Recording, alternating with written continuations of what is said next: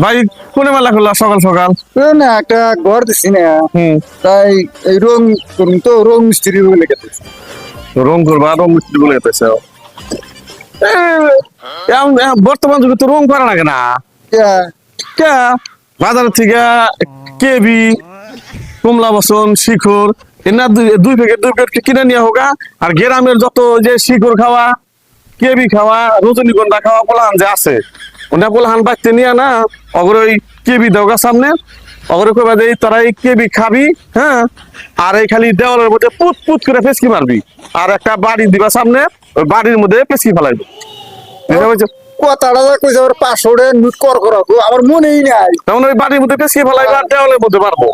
কেবির রং যে জায়গায় লাগবো বা শিখরের রং যে জায়গায় লাগবো, ও রং আর সারাদিন সাবান দিয়া নির্মাতা ধুয়ে উড়ান হবা না। গতিকে শিকড় খাওয়া পোলাহান নিয়ে হোক, কেবি আর শিকড় সামনে দাও গা, খাইবো আর খালি দেওয়ালে পেঁচকি মারবো, আর পেঁচকি যাতে বাইরে ফেলা না, ওই যে বাড়ির মধ্যে রাখবা। কথাটা তো কইছে খুব ভালো হইছে। ওইটা আর একটা 10 টাকা একটা ব্রাশ কিনা আইনা ওইটা ভরায় ভরায় দিবা। রং কিনবার যাইবা কে? শিকড় খাওয়া পোলাহান থাকতে তো রং কেনা লাগে না, ওগো খালি শিকড় দিবা আর খাইবার খালি পেঁচকি মারবো। আগে কথাটা পছন্দ করলাম, বুঝছো? ওইটা- বড়িয়েছে বস্তুটা। তাও ভালো, তোমার বুদ্ধিটা দিলাম। বাদ দিলাম কোন। হ্যাঁ, বাদ দাও গা।